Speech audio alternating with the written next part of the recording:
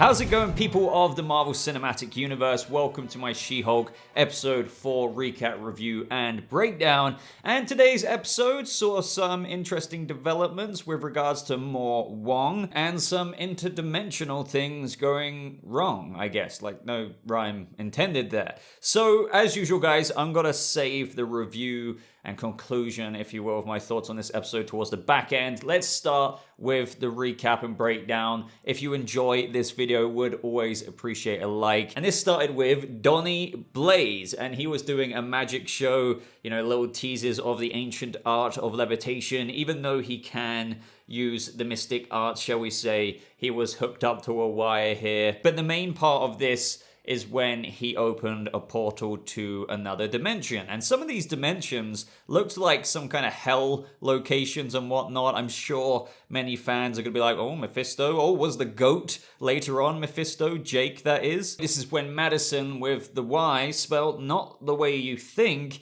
volunteers. And we have Donny Blaze open that portal. And in the background, it just kind of reminded me of the town in Rings of Power. If you've watched both episodes, without giving away too much, one of them goes to shite, shall we say, but I suppose those orc heads wouldn't be on those spikes in the Rings of Power episode. But this is where I guess this episode's plot mainly unfolds, because essentially we have another case for She-Hulk attorney at law, and that is because Madisynn pops through a portal at Wong's place whilst he's chilling watching The Sopranos, I believe it was, and he wants to essentially do a cease and desist to Donny Blaze because of the tricks that he's doing could very much so lead to getting people killed. And it's very lucky that Madisynn didn't die. I mean, she landed in a place full of orcs and goblins and whatnot. I guess she interacted with other goblins because she's like, where did the goblins go? So I guess it's pretty lucky. I mean, as we learn later on, she did make a deal with a demon, Jake. Wong only finds out about this because Madisynn dropped through a portal. That's fairly contrived to an extent, because why did the demon send her to Wong?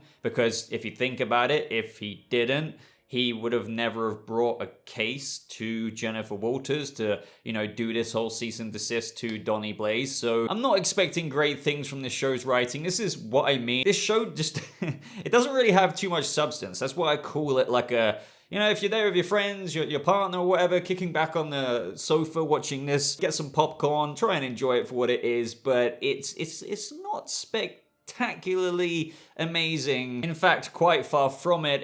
Again, it's just what I recommend with this show. Enjoy it if you can and for what it is. And for me, it is mainly the lead, Titania Maslany, and just not taking it seriously at all. Because if you do take it seriously, or try to, it just doesn't work. But either way, we have Jennifer talking to us. She says, you guys are looking happy. I guess you saw that Wong is back. Everybody loves Wong. It's like giving the show Twitter armor for a week. And I don't know about that, because last week there wasn't much Twitter armor there. If anything, everyone was coming down very, very hard on, you know, the whole Megan Thee Stallion twerking thing. We also have Jennifer's dad arrive. He wants to beef up the security because of what happened with the Wrecking Crew last week. We can't forget that they tried to get her blood. Unfortunately, this episode, it didn't really, and this is why I feel like this review will be fairly short, it didn't really boost along the main storyline, I guess, until the very end with the Titania stuff. We knew she was going to come back, but I am sure we might see the Wrecking Crew again,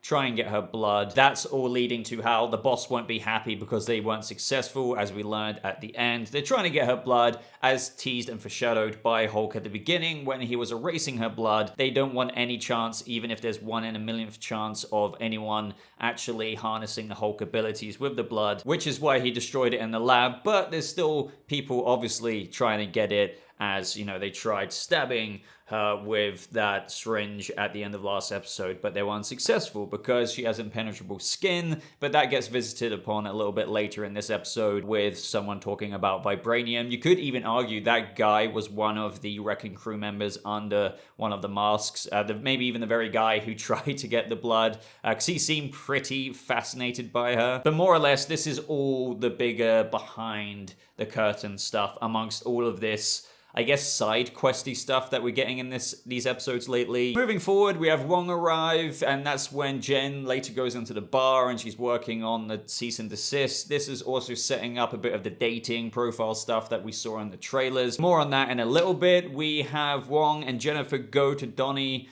Blaze and I guess his manager or whoever that guy is, who also somehow knows Jake the demon goat later on as revealed in court, talking about you need to stop doing this, but they're like, you can't copyright magic. You know, this is technically true. I mean, I suppose I suppose this is like the whole point, right? The superhuman law division, even though technically, are wizards. I mean, I guess they are superheroes, Doctor Strange and everything like that.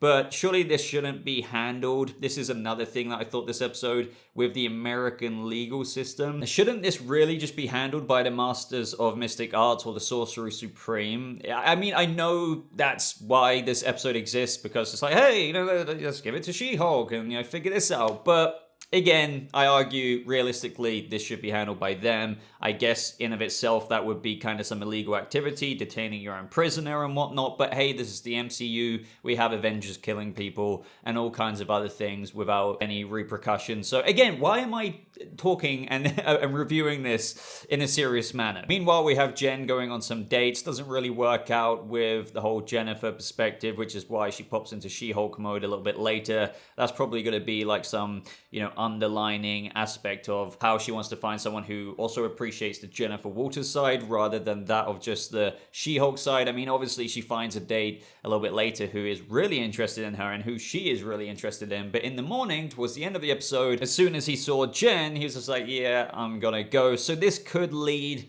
to a bit of a romance with Pug eventually. They haven't really set anything up as of right now, and I thought they would have, considering we've only got a couple of episodes left. Not that I think they're going to dive deep into it, but with that of the source material and whatnot, I think Pug will be the one to like her for her, as in Jen for Jen, and, also She-Hulk. But I don't know if they're going to get to that. Maybe they'll drop a couple of seeds in the final episode, but we're going to have to wait and see. Then we have the scene in court where they try and, prove how this is gross negligence. But ultimately, the judge is going to allow Donny Blaze to continue his living while she reviews her motion and comes to a decision in a few weeks' time. Now, I don't know if this is going to be revisited, because in the end credits scenes, the drawings, if you will, we have Donny Blaze in the mirror dimension. I don't know if that means Wong actually put him there in the way that I was suggesting, and how this should be handled by the Masters of Mystic Arts, even though that's quite a harsh punishment, just leaving him in the mirror dimension forever, I guess.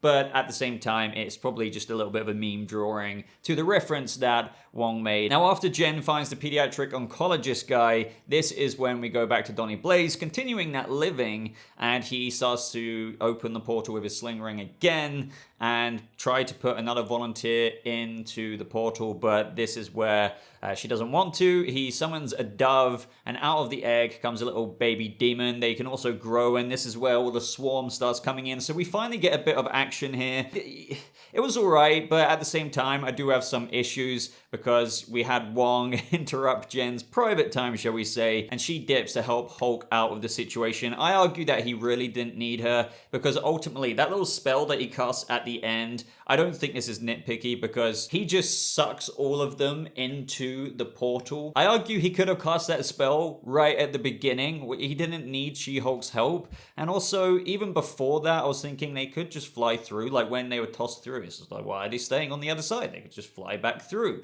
If you're going to say, well, maybe it's a one-way portal. That wasn't explained to us. But either way, my biggest issue was that spell that he did at the end. It kind of like sucked him in like a vortex through, and he could have done that with the whole freaking room. But I guess then we wouldn't have the episode. And ultimately, just don't ask questions like this. Just watch the episode. That's what they want you to do. So again, I guess it was like some, as I said, fun popcorn. Oh yeah, look at the demons fly about. But yeah, it's not really that great. But this basically brings us to the end of the episode, because the dude leaves as he's not interested in the Jen version, and we have someone knock at the door, and it is a special delivery for Jennifer Walters, and she has some court documents served to her by Titania Worldwide LLC, I believe it was, and that is because she is copywriting the She-Hulk name, and it's just like, well, that's my name, but the thing is, Titania knows that, but it's not like Jen copyrighted the name She-Hulk. So what Titania did is she sneakily did that in the meantime. So with all of this press and, even though she isn't, I guess, monetizing She-Hulk, Jennifer that is, I suppose, going on the news and saying, yeah, She-Hulk this, She-Hulk that, or whatever. There is maybe a little bit of a case there. I don't know really what this is to serve other than just being annoying to Jen, because ultimately I think Titania obviously is going to return. It's probably going to lead to like a big boss battle towards the end. But she's probably working for the boss guy, the same people as the Wrecking Crew, trying to get her blood. I don't see how filing a copyright thing on the She-Hulk name will help her get the blood. I mean, that's if she's even after the blood, but you have to think, I mean, at least I assume that Titania and the Wrecking Crew and this boss guy behind the curtains is all a part of the same game. And then the post-credits, we have Wong chilling with Madisynn. And yeah, like they're eating popcorn, which is what I kept saying in this review. You just treat this as a little bit of a popcorn flick show. And that basically ends the episode. So again, my review here is the same this week, I guess.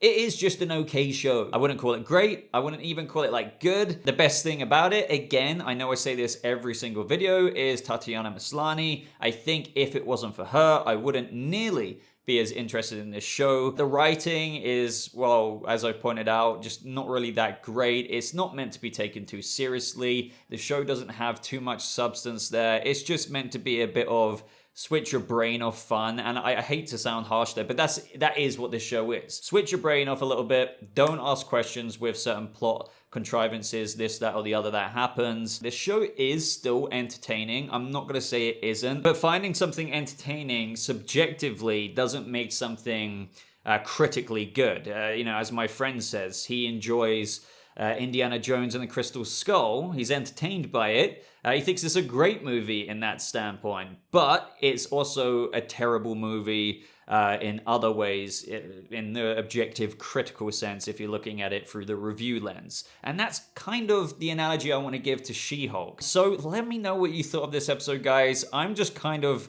sitting here chilling. It's like, okay, I want to see the Matt Murdock stuff. I'm not expecting great things, by the way, but I think that's the train we're all riding right now, and, you know, just enjoying some of the entertainment in the meantime, or maybe not, because I know the fan base is fairly split on this one. Some people in my reviews are just like, man, the way you're reviewing She-Hulk, you know, I'm surprised, you know, they're like, why are you giving it any positivity at all? Some people are like, I love it, you know, this is really fun, really good kind of thing. And that's the funny thing. I think some people don't realize that I've got two sides to me, the subjective entertainment, the objective critical lens. I don't think it's good, but at the same time, I can still be entertained. And I think some people need to understand that. Again, the whole Crystal Skull reference. So again, let me know your thoughts down in the comments below. Any theories you have, why not sling them down there? Because I love reading your comments and anything you have to say about upcoming episodes. When do you think Matt Murdock's got to appear? Do you think it's really going to be in the finale, or do you think it could be next episode? But if you enjoyed this video, guys, please like it. It really does help my channel out. Basically just helps promote it in that YouTube algorithm. As always, social media links are in the description down below. But I'm gonna love you and leave you. So thank you so much for watching, everybody. I hope you have a lovely rest of your day, and I'll see you people of the Marvel Cinematic Universe in the next video. Goodbye.